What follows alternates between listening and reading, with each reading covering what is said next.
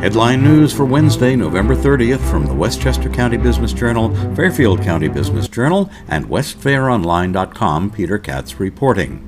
A federal jury in Washington, D.C. has found Oath Keepers founder Stewart Rhodes and co-defendant Kelly Meggs guilty of seditious conspiracy in the plot to overturn the 2020 presidential election that included attacking the U.S. Capitol. 3 others on trial, Kenneth Harrelson of Florida, Thomas Caldwell of Virginia, and Jessica Watkins of Ohio, were convicted of lesser charges. All of the defendants were acquitted of some of the other charges brought by the Justice Department. Their attorneys say they'll appeal the convictions. A second group of Oath Keepers is scheduled to go on trial next week on similar charges. Congress is expected to start working on legislation today to head off a threatened nationwide rail strike that could come as soon as next week. Bipartisan support exists for legislation that would force all of the rail unions to accept a proposed contract. Some estimates say that a rail strike could cost the U.S. economy $1 billion a day.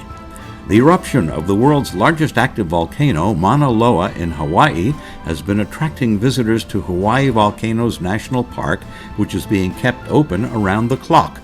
So far, lava from the volcano has not been a threat to inhabited areas, but some residents of 2 nearby communities have evacuated as a precaution. Southwest Airlines canceled most of its flights into and out of Hilo International Airport on the island of Hawaii.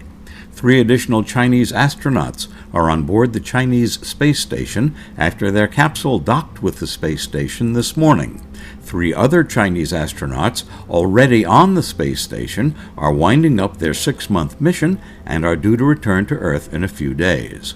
The House is taking up legislation that would preserve same-sex marriage throughout the U.S.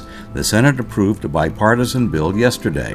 The vote was 61 to 36, with 12 Republicans joining the Democrats. Supreme Court Justice Clarence Thomas has hinted the conservative majority on the court would kill the right to same-sex marriage, just as it overturned Roe v. Wade, and the new law is designed to block such an effort. The 2 top Republican leaders in Congress spoke out yesterday about Donald Trump hosting white supremacist Nick Fuentes for dinner at his Florida residence. Senate Minority Leader Mitch McConnell and House Minority Leader Kevin McCarthy both denounced Fuentes and said there's no place for anyone like him in the Republican Party. McConnell said anyone meeting with someone like Fuentes is unlikely to ever be elected president.